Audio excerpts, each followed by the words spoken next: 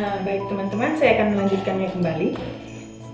Nah, di sini salah satu faktor kenapa bisa terjadi PCO itu bisa apa itu PCO? PCO itu adalah polikis ovarium, artinya ada beberapa kista di dalam ovarium sehingga di dalam sel telur ya, sehingga sel telur itu tidak bisa membuahi.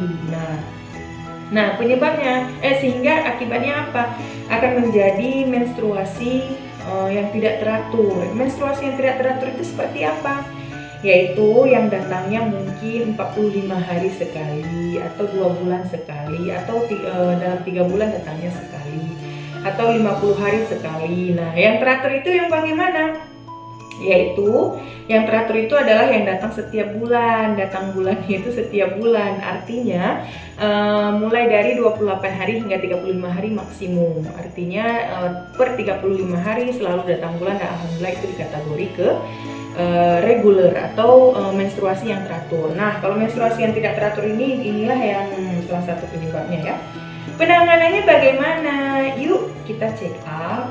Nah, di check up nanti di sana kita akan melakukan pemeriksaan ultrasound. Nah, pemeriksaan ultrasound ini bisa mendeteksi segala jenis permasalahan yang ada pada rahim, saluran telur, dan juga pada indung telur.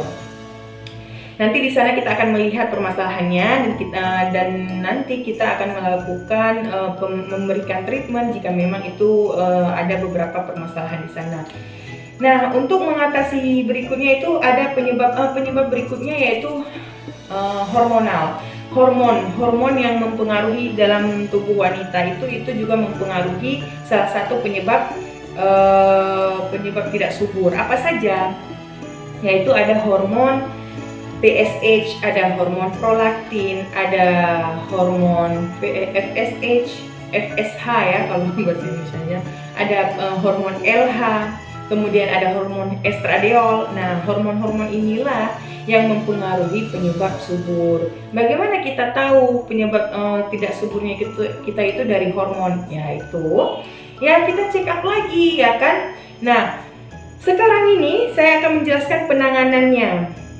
Setelah kita tahu beberapa penyebab yang ada yang mempengaruhi tidak suburnya seorang wanita, nah sekarang kita lakukan penanganannya. Pertama, kita datang dulu ke pelayanan kesehatan untuk melakukan check up. Pertama kita lakukan dulu cek USG. Nanti bisa dilihat di sana permasalahannya apa saja. Nah, nanti kita bisa cek lab ya. Cek lab itu yang seperti saya katakan tadi, cek hormonal. Kalau nanti di sana hormon prolaktinnya tinggi, nah kita terapi dulu prolaktinnya untuk bisa stabil dan normal kembali. Nah, kalau nanti di sana ada permasalahan TSH-nya atau TSH-nya tinggi, nah kita kasih terapi dulu, kasih obat dulu untuk menormalkan hormon TSH-nya. Nah, kemudian setelah stabil hormon TSH-nya dan prolaktinnya sudah normal, baru kita lakukan check up untuk hormon FSH, LH, dan juga estradiol.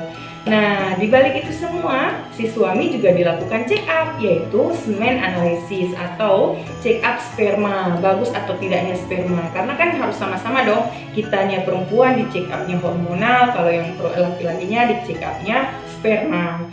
So, jadi kita tahu permasalahannya kita secara klinis, dan juga kita tahu permasalahannya di luar klinis itu apa, seperti stres tadi ya, banyak pikiran, mungkin banyak utang, atau mungkin banyak mendengarkan cerita-cerita tetangga. I'm sorry, cuma joking. Okay, just kidding only. Nah, baik. Sekarang sudah paham ya untuk tahap ini, apa saja yang perlu kita lakukan, apa saja tindakan-tindakan kita berikutnya. Nah, setelah diperiksa semua hormonalnya, kalau memang sudah bagus, nanti dokter atau tenaga medis akan memberikan suntik hormonal. Nah, untuk melakukan saya sambungnya apa? Nah, setelah kita check up semua hormonal tadi, nah sembari menunggu hasilnya, kita lakukan USG itu per 1 hari selang.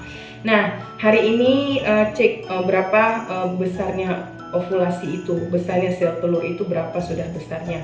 Kemudian besoknya jangan berhubungan intim, lusa berhubungan intim, lalu kita cek lagi sudah berapa proses pembesaran sel telurnya. Kemudian berikutnya tidak hubungan, nah artinya hubungannya itu sehari selang ya, enggak itu nanti ke upaya. Nah sekarang upayanya yaitu kita melakukan check up ultrasound sehari selang atau melakukan hubungan intim sehari selang. Supaya apa? Supaya spermanya itu diproduksi dengan maksimal oleh tubuh kita, sehingga sperma yang dihasilkan itu sesuai dengan standar yang seharusnya, yang dikategori normal untuk bisa membuahi. Nanti puncaknya kita akan memberi treatment, yaitu seperti suntik hormonal. Itu kapan diberikan? Di saat adanya ovulasi. Bagaimana kita tahu bisa adanya ovulasi, hari ovulasi itu? Yaitu dia, kita check up lagi menggunakan ultrasound. Kita lihat bentuk ovumnya, bentuk sel telurnya sudah benar-benar besar. Nah disitulah nanti kita akan memberikan treatment suntik hormonal.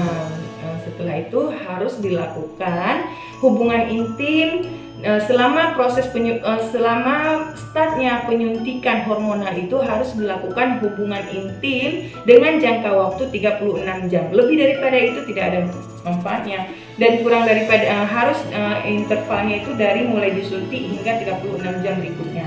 Nah disitulah mulai bekerja hormonalnya untuk bisa memproduksi atau untuk bisa mengupayakan ibu bisa hamil. Oke. Nah semoga sharing kita hari ini bisa bermanfaat. Kalau memang saya menjelaskannya terlalu cepat, mohon maaf dikarenakan saya mengejar menit biar nggak kepanjangan menitnya ya.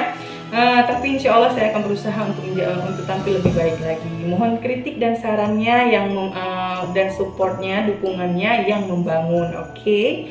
Terima kasih, semoga kita berjumpa di channel tayangan berikutnya. Salam Bidan Aceh Indonesia, salam bahagia, sukses luar biasa. Oke, bye-bye. Assalamualaikum warahmatullahi wabarakatuh.